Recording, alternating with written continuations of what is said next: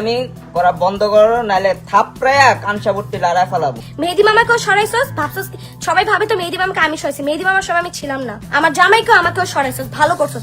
আমরা নিজেরাই শরীরে আসছি, নইলে না কিনে যদি তাদেরকে একবার ছবল দিয়ে দেয়, সে ছবলের বিষও তারা কাটাইতে পারবি না। গাইস, ভিডিওতে এসে রাকিব হোসেনকে ওপেনে থাপ্পড় মারতে চাইলো মিথিলা রহমান, এমনকি ইয়াসিন, এমনকি নুসরাত জাহান অন্তরা নাকি মিথিলা রহমানের গহনা চুরি করে নিয়ে গেছে। আর এইটারই দাঁত ভাঙা জবাব কি দিল মিথিলা রহমান। তাছাড়াও 2 মাস কিভাবে রাকিব হোসেন জেল খেটেছে যেটা ফাঁস করে দিল মিথিলা। এমনকি অন্যদিকে আবার রাকিব হোসেন পাল্টা হুঁশিয়ারি দিয়ে কি বলেছে সবকিছু দেখাবো, তাই ভিডিওতে লাইক দিয়ে শেষ পর্যন্ত দেখতে থাকুন। গাইস, একসময় রাকিব হোসেনের টিম মেম্বার ছিল ইয়াসিন এমনকি মিথিলা, কিন্তু সোশ্যাল মিডিয়াতে একের পর এক তাদের মধ্যে কন্ট্রোভার্সি হয়েই থাকে। রাকিব হোসেন এমনকি ইয়াসিনের মামা ভাগিনা সম্পর্ক থাকা সত্ত্বেও তাদের মধ্যে সব সময় ঝগড়া লাগে। এমনকি এইবার তো মিথিলা রহমান লাইভে এসে সরাসরি বলেই দিল মিথিলা রহমানের মামলায় নাকি 2 মাস জেল খেটেছে রাকিব হোসেন। মামলা দিলাম, জামিন নিল, 2023-এ 2 মাস জেল খাটলো, তারপর এদের লজ্জার সামনে শিক্ষা হয় না। এদের জেল খাটতে খাটতে এমন অবস্থা হয়েছে, বিশ্বাস না হলে 2023-এ হচ্ছে দেখেন কোন ইয়ের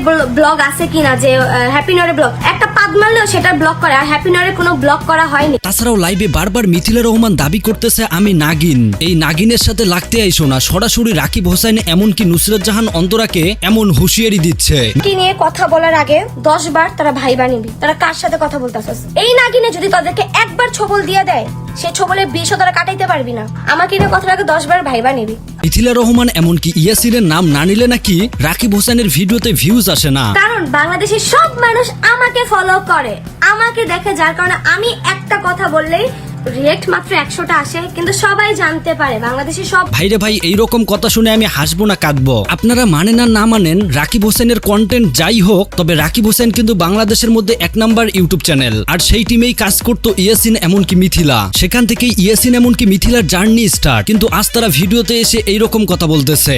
রাকিব হোসেন এমনকি অন্তরা মিথিলাকে নিয়ে কটূক্তি করে কথা বলার কারণে অন্যদিকে তো রাকিব হোসেনের ভাগিনা ইয়াসিন তো সরাসরি রাকিব হোসেনকে থাপ্পড় মারতে চায়। ফাইজলামি করা বন্ধ করো, নাহলে থাপড়ায়া কানসাবর্তী লড়াই ফেলাবো। মিথিলা রহমান সরাসরি ভিডিওতে বলতেছে এই নাগিনের সাথে লাগতে আইসো না। তাছাড়াও নুসরাত জাহান অন্তরাকে বারবার হুমকি দেয় যে আমাকে নিয়ে পোস্ট দেওয়ার আগে সেটা 10 বার ভাববি, কারণ আমি নাগিন। এমনকি নুসরাত জাহান অন্তরা নাকি বস্তির মেয়ে, সেইটাও মিথিলা রহমান হুমকি দিয়ে বলে। তো সরাসরি সেই ভিডিওর ক্লিপগুলো আপনারা দেখুন। এই পোস্টের কারণে এই এত বড় ঝামেলা হচ্ছে, সেই সেম টাইপের পোস্ট আমাকে নিয়ে দেয় বস্তির মেয়ে কথাকার, যাদের পরিচয় নাই কোনো, তারাই এসে আমার সাথে লাগতে আসে।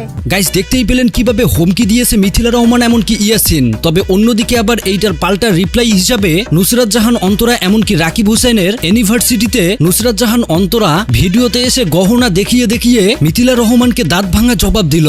আপু হাই, বিগ ফ্যান আপু। ও থ্যাংক ইউ। সময় আসলে আমার এত ফ্যান চলে আসছে আজকে, আমি গরমে তাও ঘেমে যাচ্ছি।